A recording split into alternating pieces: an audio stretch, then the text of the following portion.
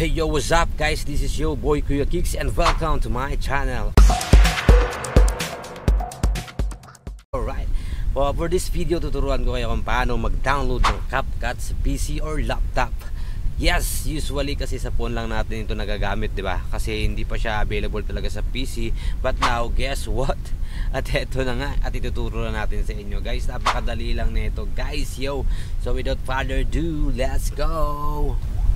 So yun guys, pumunta lang tayo dito sa website ng CapCut, no? Ilalagay ko na lang sa baba yung link dyan sa comment section or sa description natin guys. So www.capcut.com, and then ito lalabas guys. Alright, and then download for Windows. Yan, download lang natin. So since naka-download na ako nyan guys, i-open ko na lang yung CapCut. Madali lang i-download dyan guys, yung normal na downloading lang. So pupunta na tayo sa CapCut natin guys. So ayan guys, so need natin mag-sign in dito. Don't you worry kapag nag-sign in kayo, you need lang Google accounts. Yan, napaka basic lang. So pabor to sa mga gumagamit na sa mga Android nila, no? Magagamay nila na magagamay ito guys. Parehas na parehas lang guys, magkakaiba lang yung pwesto. So try natin mag-import dito guys.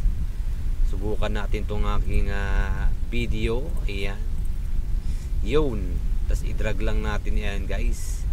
Play natin ang bagay.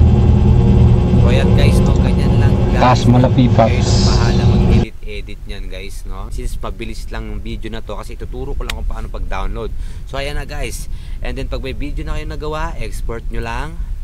Ganyan kay basic. And then sa resolution, bitrate codec, okay na yan. And mas prepare ko lang sa resolution 4K para mas maganda ang output nya guys. So yun, and then export, and then that's it.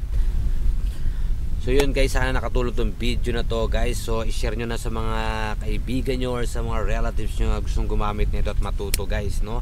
Kung gusto nyo yung full tutorial, comment down below guys. Disclaimer pala, hindi tayo pro na editor guys ha. So kakabalik ko lang ulit pag vlog. So sana nakatulong to guys, yo.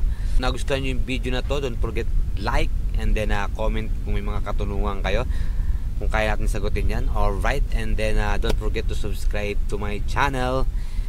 Yun, see you on the next video. Alright.